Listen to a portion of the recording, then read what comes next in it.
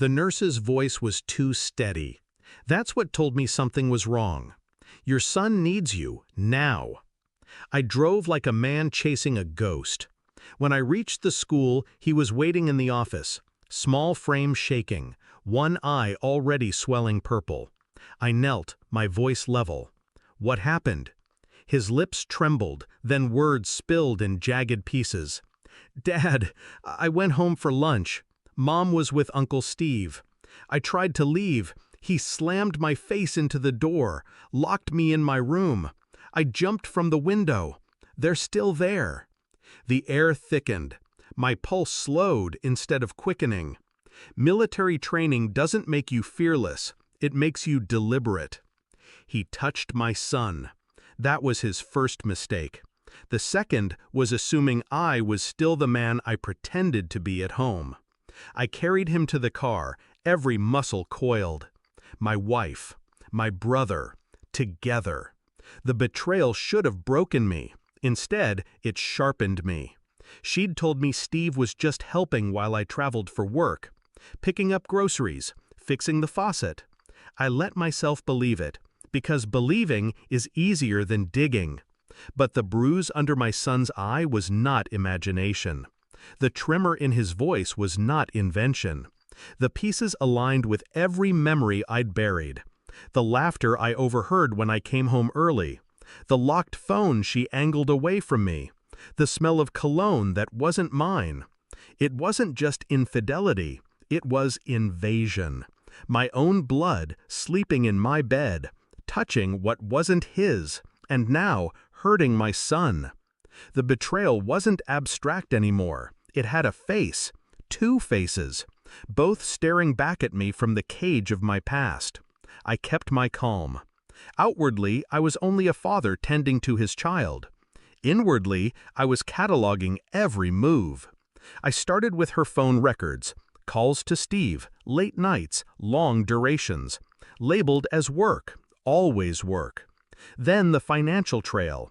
Hotel rooms booked under her name, but 2 breakfasts charged. Gas stations far outside her commute. Every fact confirmed what I already knew. Their affair wasn't a mistake. It was a life built in shadows. I moved like a ghost through my own house, checking drawers, opening her laptop when she forgot to close it, finding photos she thought she'd deleted.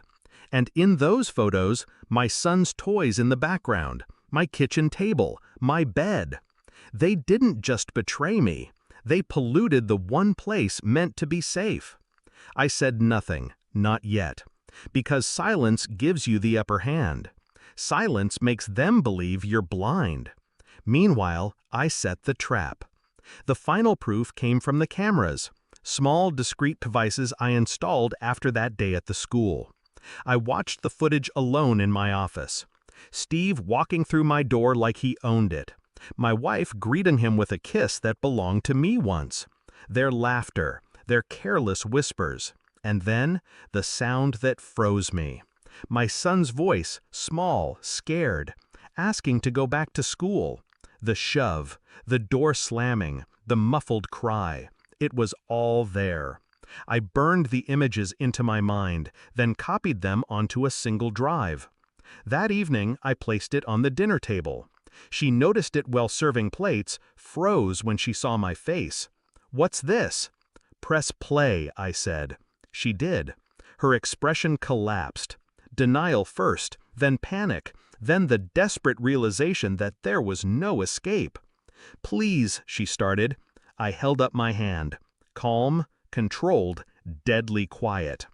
"You let him touch my son." Tears spilled. Excuses tumbled.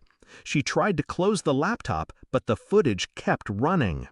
Every second cutting her deeper than any words I could say.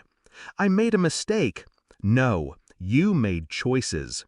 Her sobs grew louder. She begged, promised, swore it would end. I remained still, a soldier on watch. Then I leaned forward. "Here's what will happen. You will leave this house tonight. You will never see him again without my consent. And when the courts see this footage, they'll understand why." Her breath hitched, realization sinking in. The affair wasn't her undoing. The violence against our son was. That was the rope tightening around her neck. I slid the drive back into my pocket. My decision final. She reached for me once more, but I was already standing.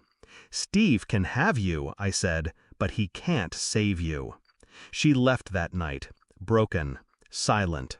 My son slept in my arms, his bruised face pressed against my chest. He would heal. He was stronger than both of them combined.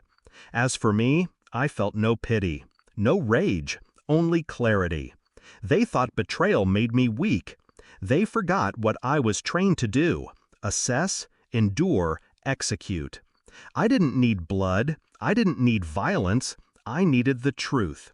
And the truth destroyed them more completely than I ever could. He touched my son once.